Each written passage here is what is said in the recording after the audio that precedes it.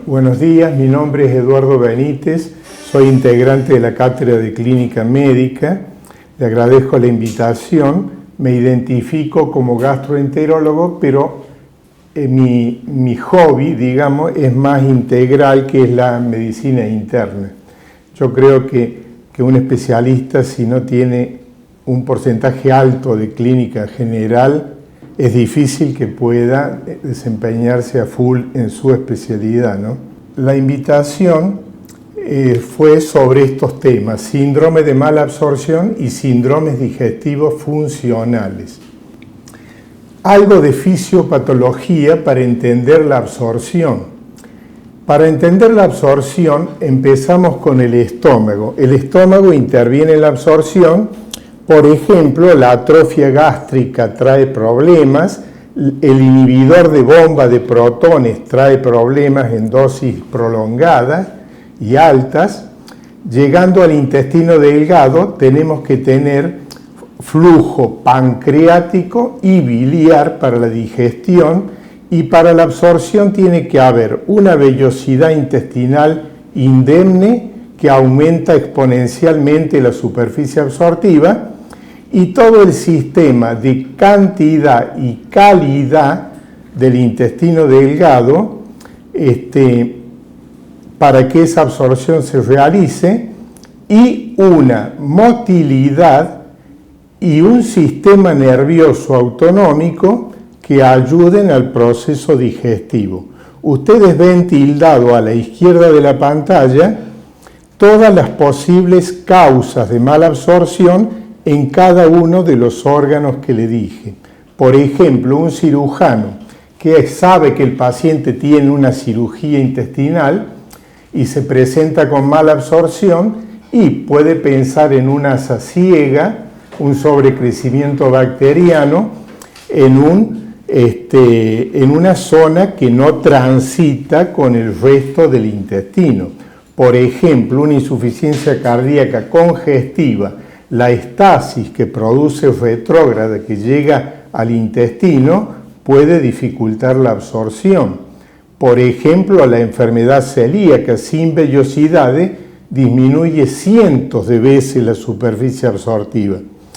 Eso por un diabético. Cuando ustedes tengan un diabético, por ejemplo, con neuropatía autonómica y presenta una mala absorción, diarrea, le dan empíricamente antibióticos y van a ver que es probable que responda, porque también actúa como asa ciega la dismotilidad que produce la diabetes. Y así tenemos muchos ejemplos como los que he tildado en el lado izquierdo de la... Bueno, estos casos clínicos viñeta los vamos a resolver al final de la clase, pero son casos que he vivido. Por ejemplo, el último caso, el más extenso, lo resumo, es una niña de 40 años, una mujer de 40 años, que va a mi consultorio hace 15 o 20 días a pedir una segunda opinión. ¿Qué problema tiene?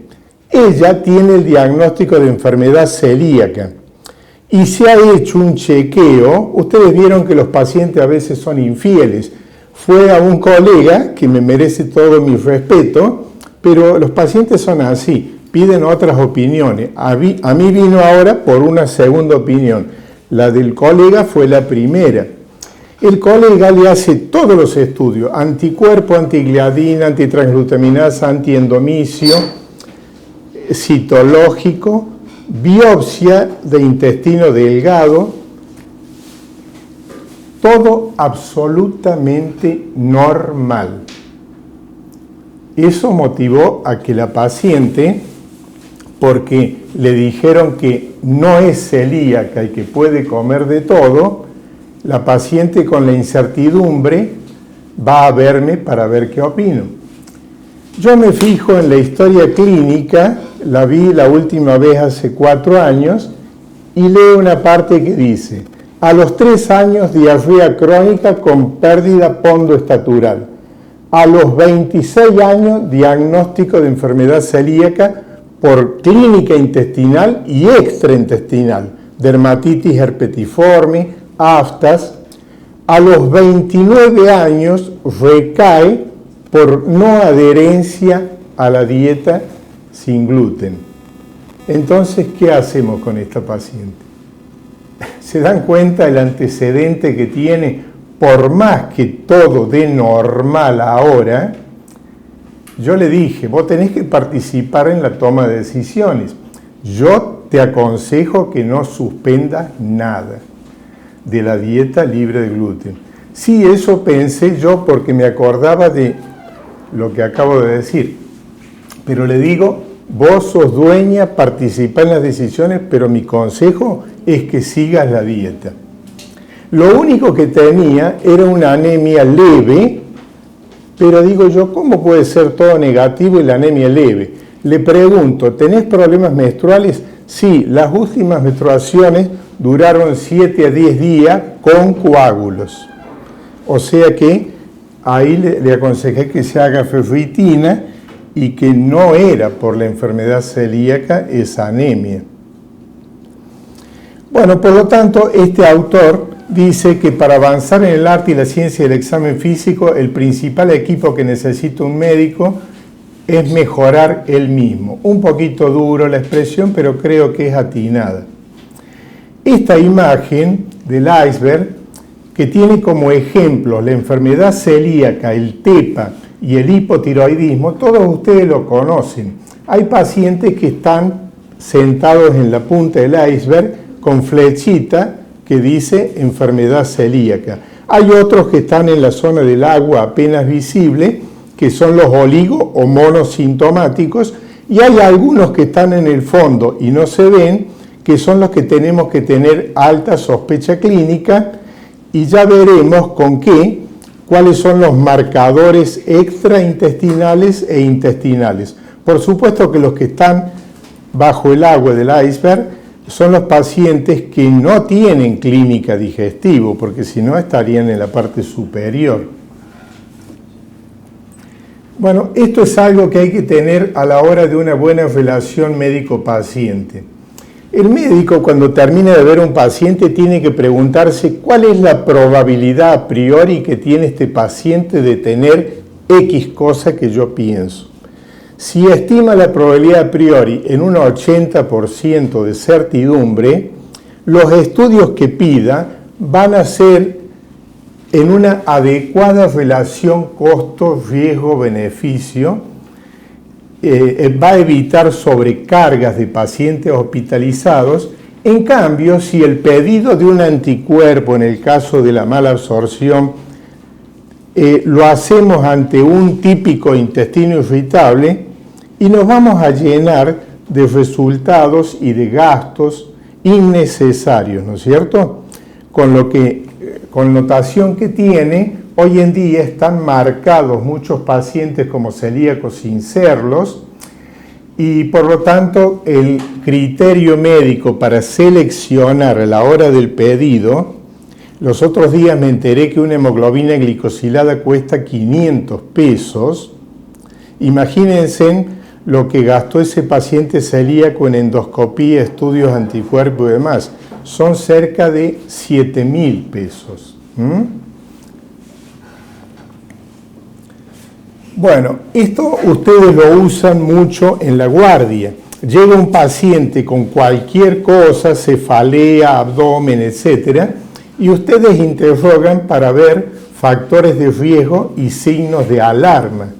Los signos de alarma pueden ser clínicos o de laboratorio, pero es una aproximación bastante buena a la hora de discriminar.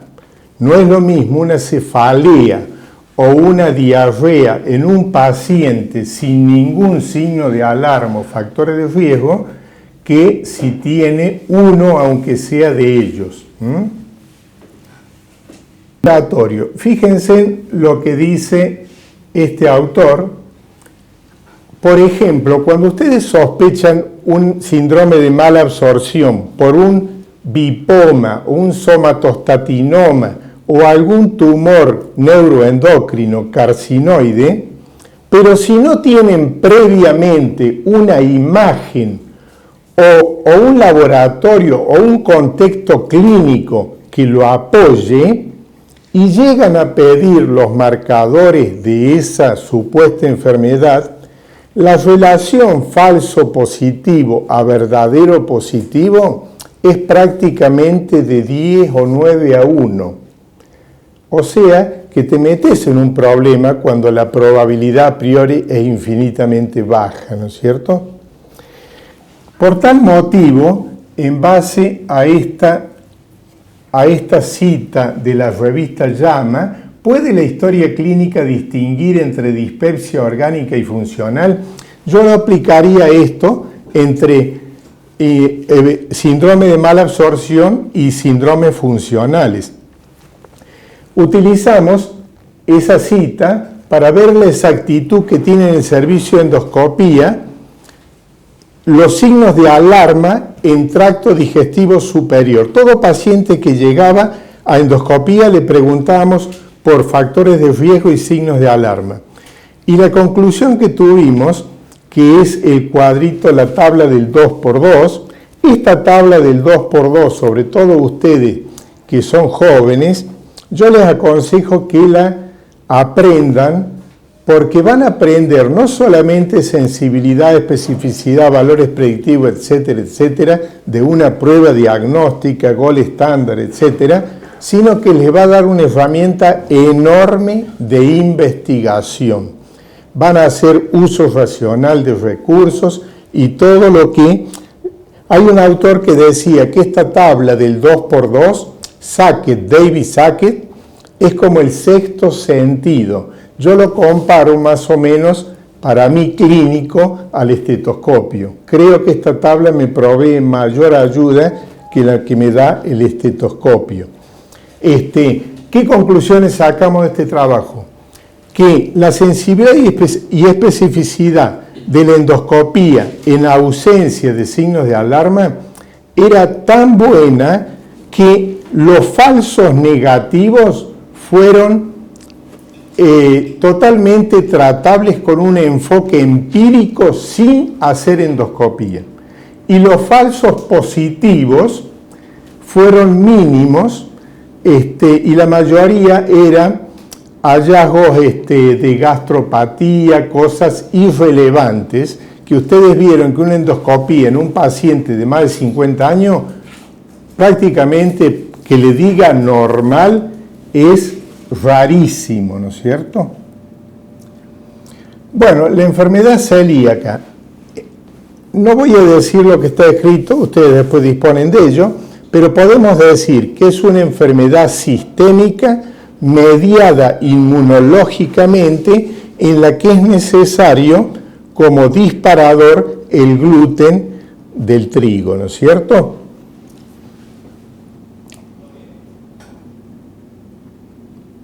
En la historia natural de la enfermedad celíaca, la edad de comienzo puede ser cualquiera. Hemos visto pacientes de más de 50 años.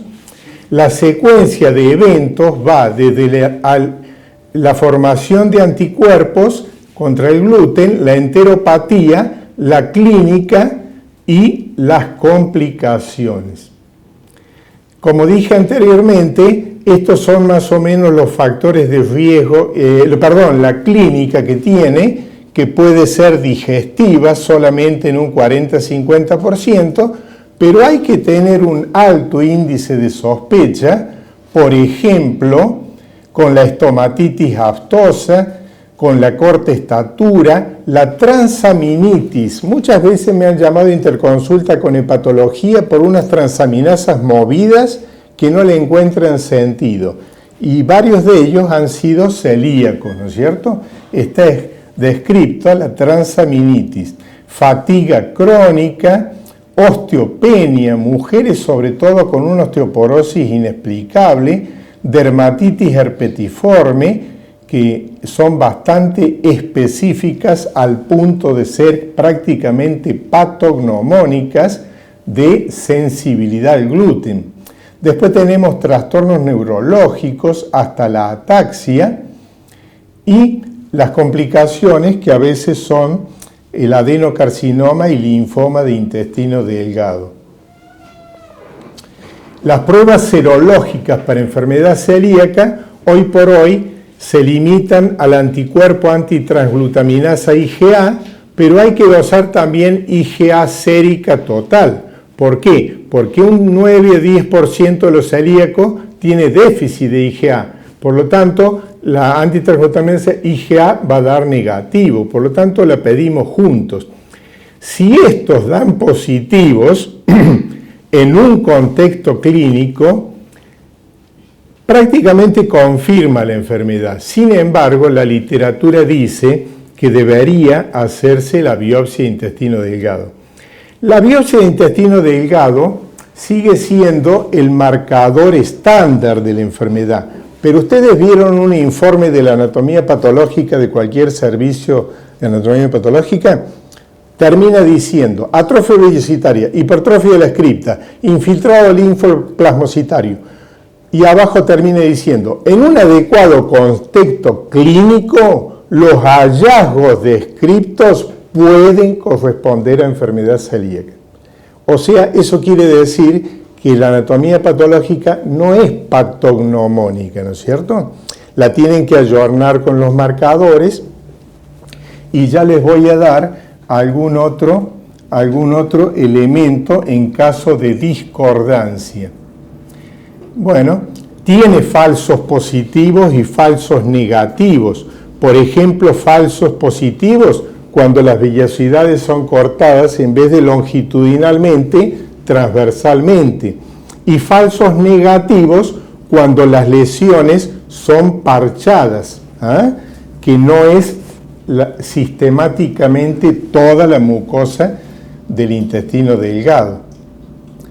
Hay situaciones especiales, por ejemplo, enfermedad celíaca refractaria, ese paciente que no responde a la dieta libre de gluten y tiene marcadores y tiene endoscopía. Por ejemplo, la potencial enfermedad celíaca que tiene marcadores y no tiene atrofia vellocitaria. Y después tenemos dos temas que son la sensibilidad al gluten y la alergia al trigo.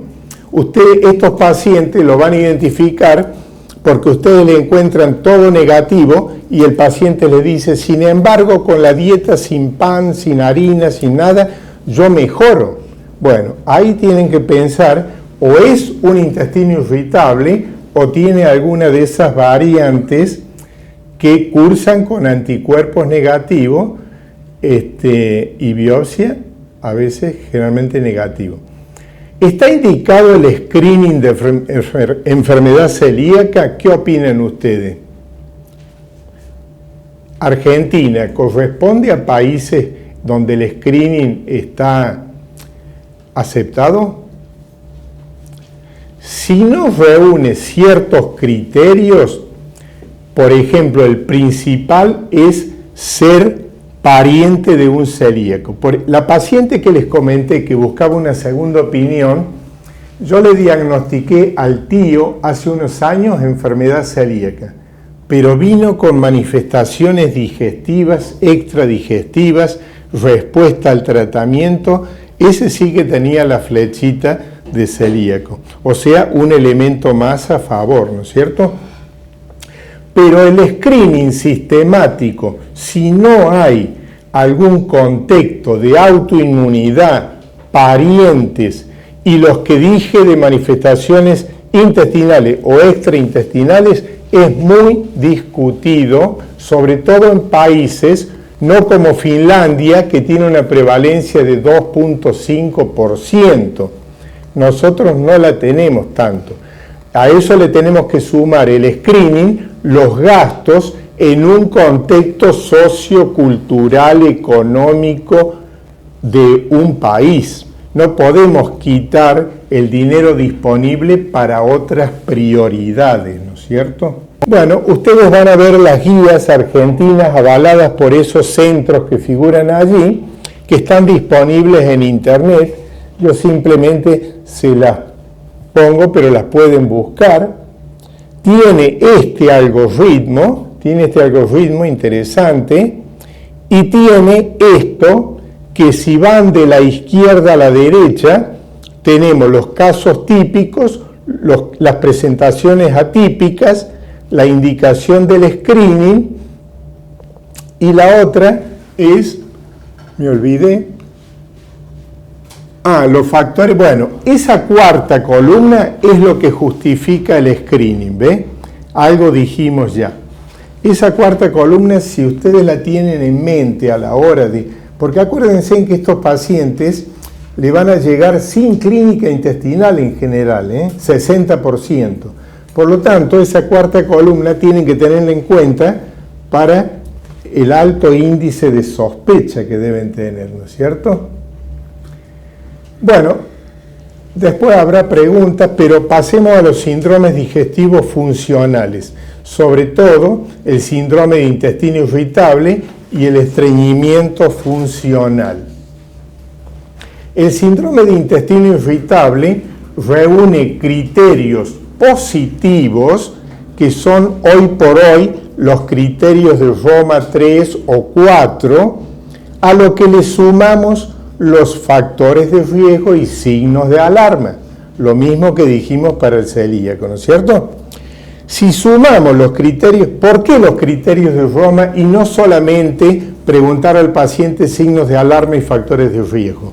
¿Por qué? Porque si el paciente no tiene signos de alarma ni factores de riesgo solos, no podemos invocar síndrome de intestino irritable, porque entran muchas patologías funcionales.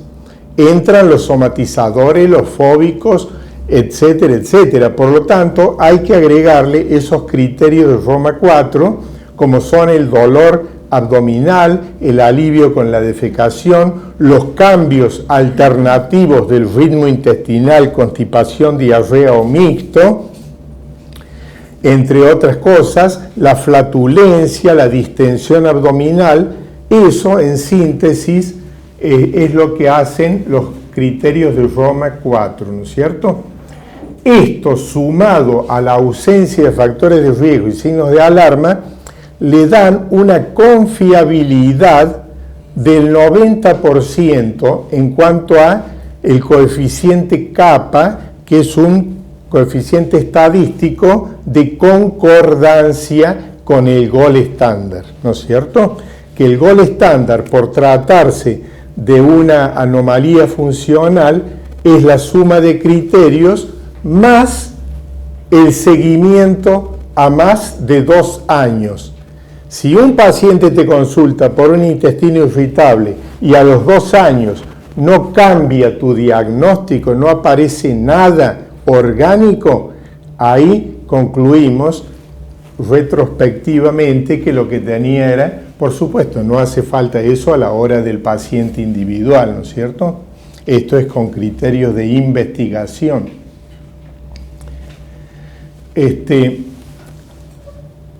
Bueno, algo de eso ya dijimos, sí, lo dije.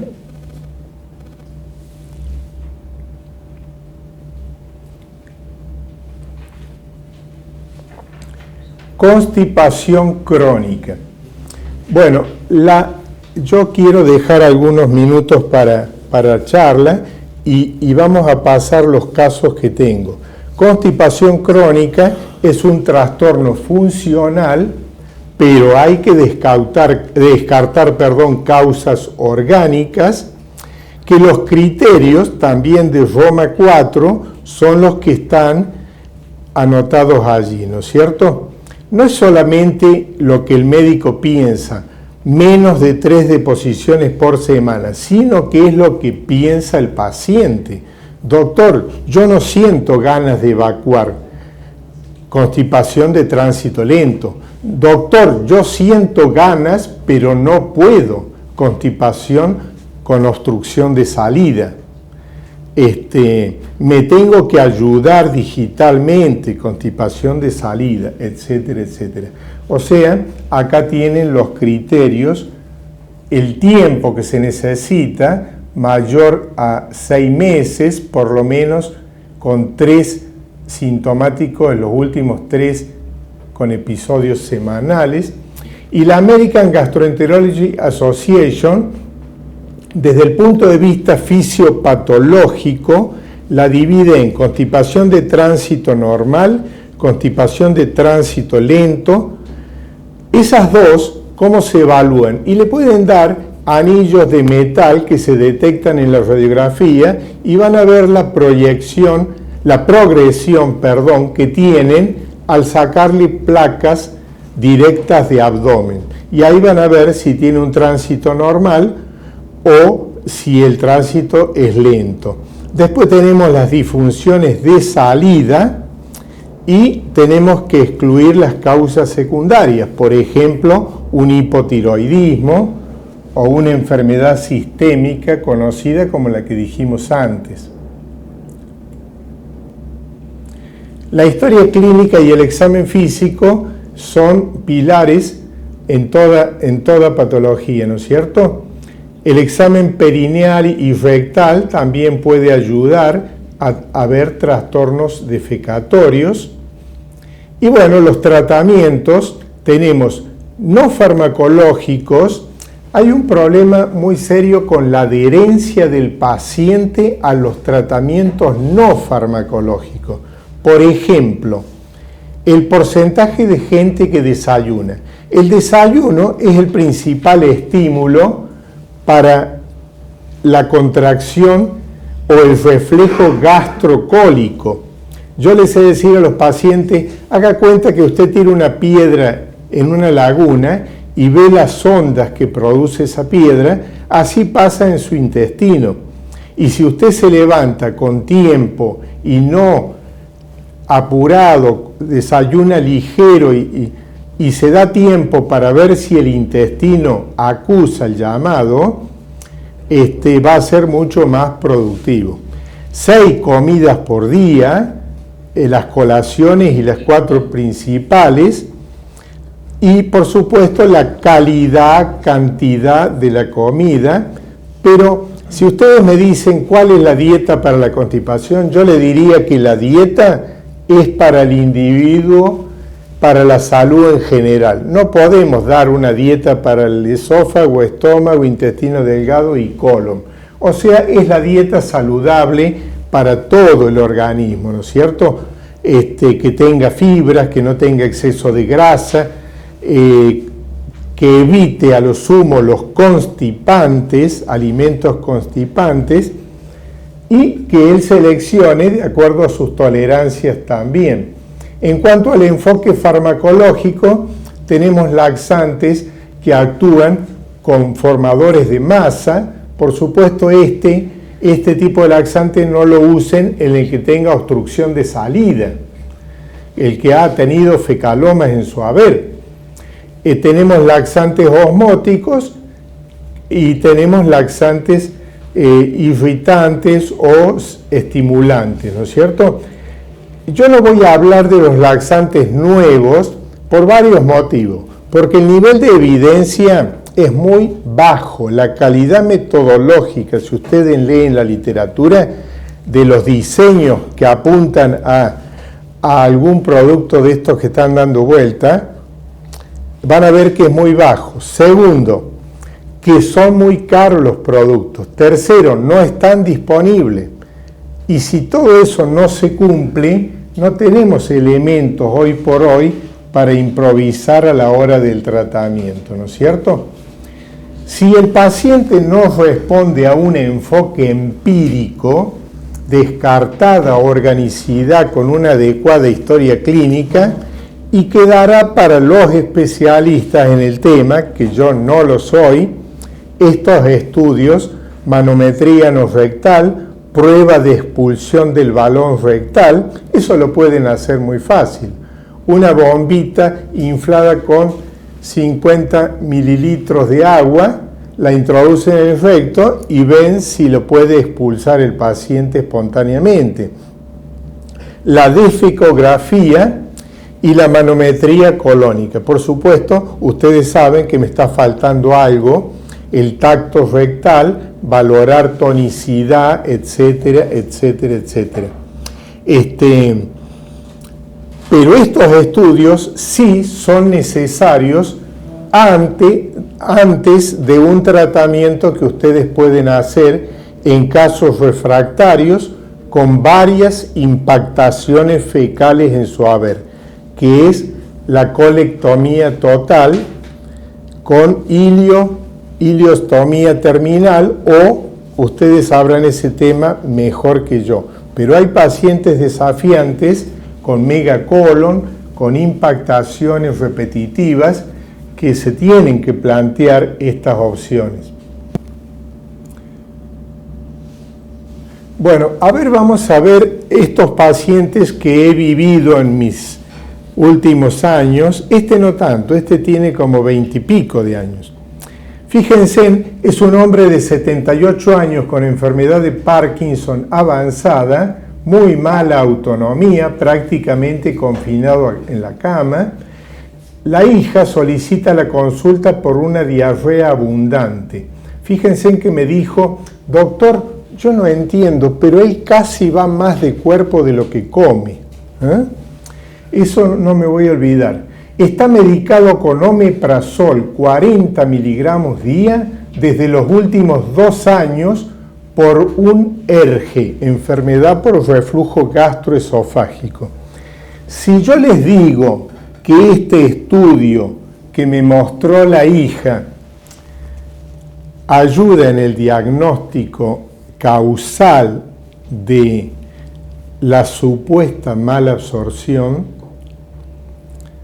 ¿ustedes me pueden decir a qué me estoy refiriendo con esa imagen? Un divertículo en la segunda porción. Hay dos, uno chiquito y uno grande. ¿Ve que se están tocando ahí? ¿Ve? El grande es bien grande, ¿no? Y después, ¿qué otra cosa tiene? Lo que motivó el inhibidor de bombas. Bueno, este señor, sumado al trastorno motor del Parkinson, tenía un ERGE importante. Fíjense en la estenosis que tiene, ¿no es cierto? O sea, el criterio de darle omeprazol a dosis alta, que empezó con 80 miligramos 2 años atrás, fue muy válido. Y si yo les pregunto por qué puede tener mala absorción este paciente, yo, dada la autonomía que tenía él, me limité a hacer un tratamiento empírico. Entonces, ¿qué sospecha tienes? Claro, ¿eh? ¿Y el ERGE qué tiene que ver? Y el inhibidor de la bomba le altera la Bueno, ahí está la cosa, ¿no es cierto?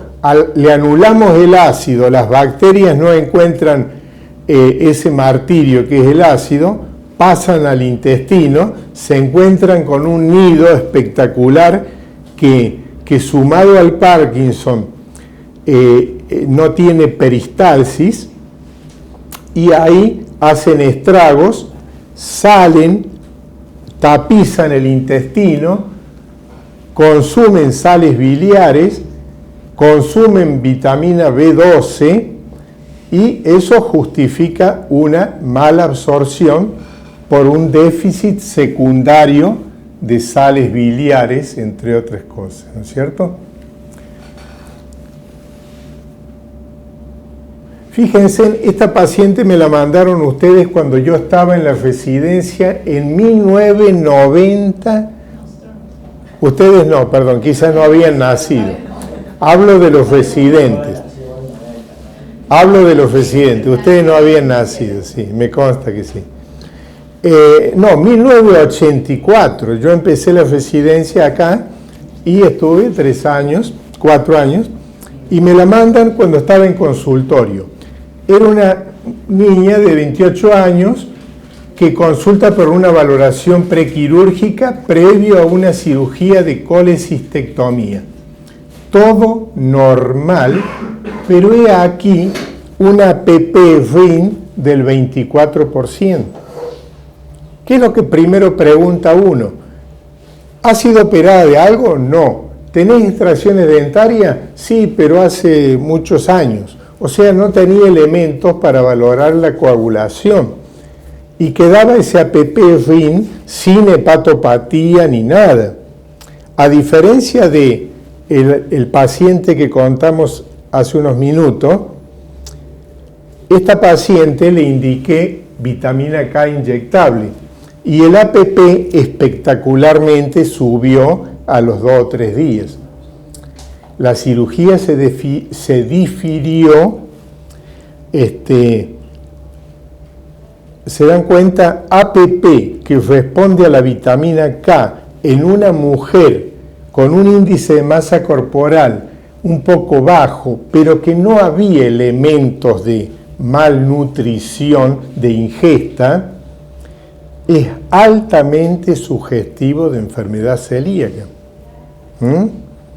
La prueba, la respuesta terapéutica, descarta hepatopatía y descarta SAF, porque no hubiera mejorado tampoco. O sea que nos queda la mala absorción de factores vitamina K dependiente.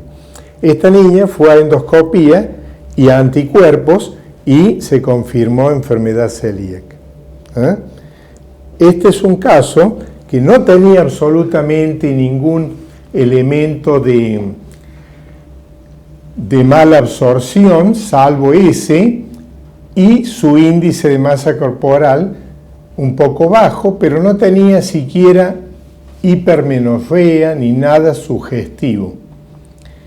A ver, este señor lo tiene, si supieron el primer caso, este lo tienen que sacar de taco. A ver.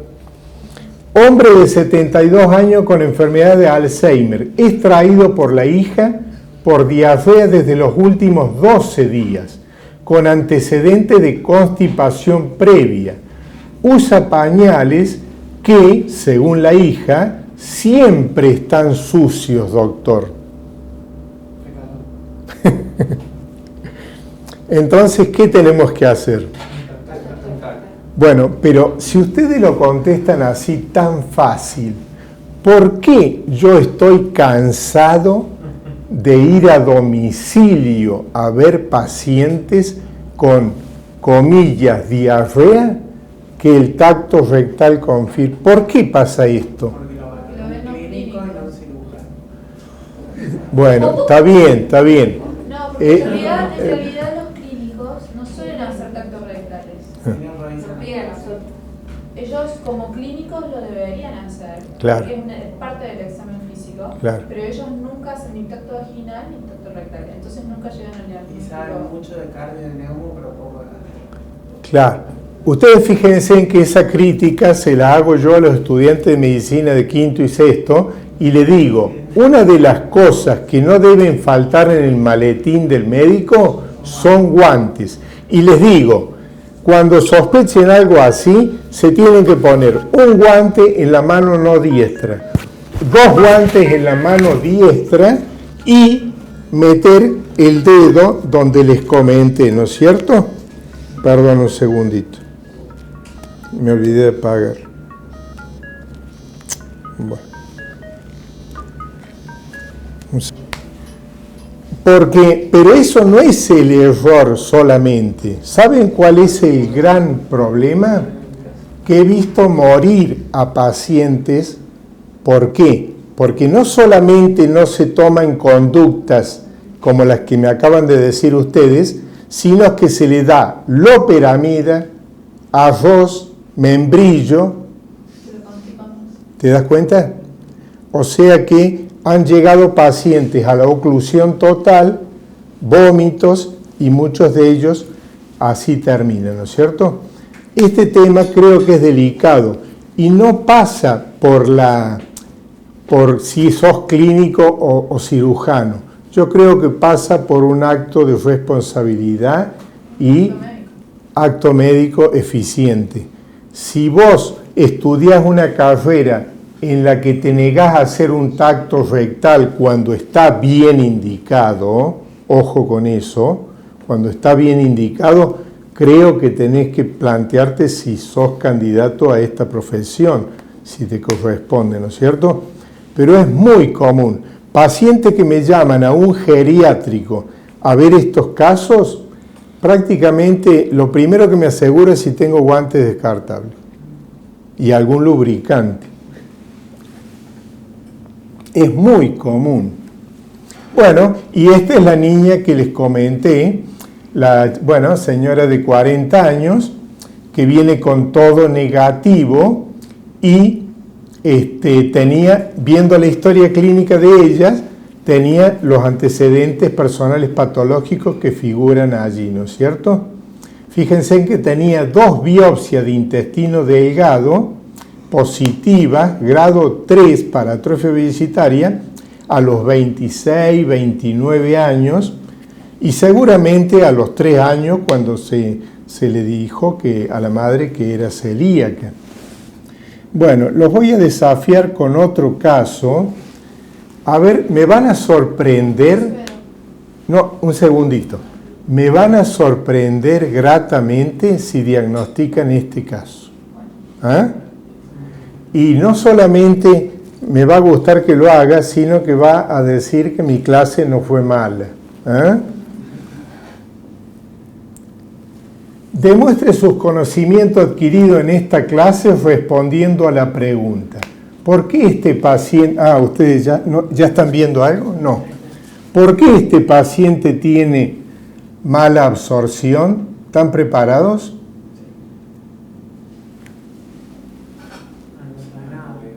¿No se ve nada? ¿Cómo que no se ve nada? ¿Tenés ojos quirúrgicos vos? ¿Ah? Por eso, no ves nada porque tenés ojo quirúrgico, no clínico. Tiene las articulaciones también. Tiene esclerodermia. ¿Por qué tiene esclerodermia? Y está bien tirante la piel, se nota brillosa, y la punta de los dedos, ¿qué tienen? Fenómeno de Raynaud. Esclerodermia, fenómeno de Raynaud. Entonces la pregunta es, ¿por qué tiene síndrome de mala absorción? La esclerodermia generalmente afecta el esófago principalmente. ¿Esófago? Afecta el tejido conectivo. Conectivo. El tejido conectivo que forma parte del intestino. Claro, fíjense en que al paciente con... Esta es la última, ya termino. Fíjense en que el paciente con esclerodermia se le da preventivamente al menor indicio diagnóstico altas dosis de inhibidores de bomba. ¿Por qué? Porque hacen ERGE por la dismotilidad esofágica. ERGE en cuestiones de semana te puede llevar a la estenosis péptica. Los reumatólogos lo conocen y le dan altas dosis de inhibidores de bomba. Pero no solamente hace problema esofágico. El inhibidor de bomba también favorece, y la dismotilidad que tiene el intestino delgado favorece también el sobrecrecimiento bacteriano. O sea que el motivo, yo creo que han acertado, porque diagnosticaron esclerodermia, fenómeno de Raynaud, y bueno, me parece... ¿Cómo? Y bueno, se aplica esta frase del autor, no es mía, es de la ley de Murphy. Solo podemos confiar cuando admitimos que nos hemos equivocado. Bueno, eso es todo. No sé si quieren hacer preguntas.